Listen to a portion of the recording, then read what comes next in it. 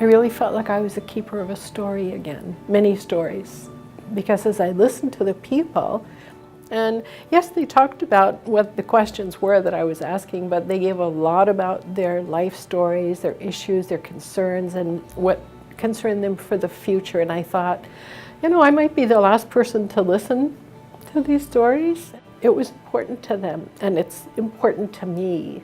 I lost my own mother about a year ago at the age of 93, and I miss her, but I also miss all the people around her, the other residents that I used to meet and talk with and laugh with when I went to visit her. So this survey gave me a way to reconnect with some of those people. Not exactly the reason most people did. I'd heard stories about care homes, some of them horror stories, and I'm sort of in the, shall we say, vulnerable bracket to being in one. So I said, well, it's a good chance to go and find out what's going on. So I did.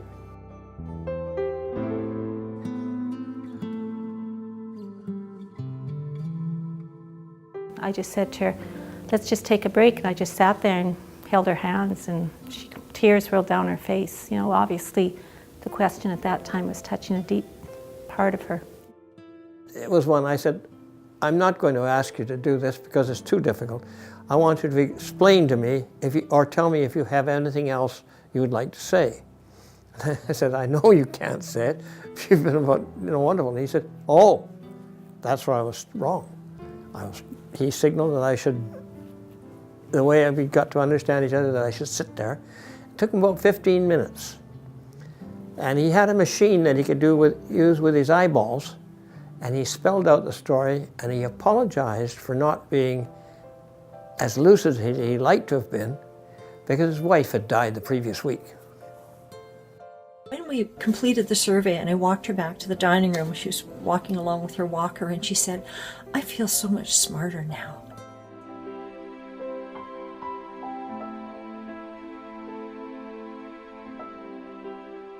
I think it was important, is important, because we can look at things as academics, and we can look at things as professionals and say this is what people need when they go into a facility. But we're not there, and we don't know it from the story of the people who were living that experience. I think for me, the residents were just so open to, first of all, being asked, and then secondly, with someone whose job was just to listen. You know, there was no agenda other than to listen to the responses. And so I was amazed at their generosity of being able to share. I think I would call it their grace and their resilience to be able to stay with the questions, but also just to accept that this is where they needed to be, even though it may not be where they wanted to be. I don't know how often we actually slow down to ask residents how they feel, the choices that they have, if their voice is valued in our process. And I think the survey gives us that voice. It forces us to stop, to slow down, and reflect on the answers that we have, reflect as a collective voice what we've heard. And that's the most important, because if we're not impacting quality of life, why are we here? Why are we a service provider? And really, why do we exist then? I learned a lot because they were asking questions, and when you ask her the questions, then you learn too, so it was interesting.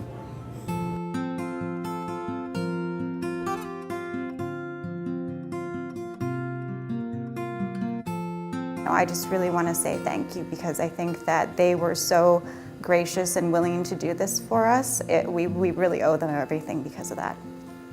They knew that they were contributing, that they knew that they could, even in this facility, make change throughout the whole province by what they had to say.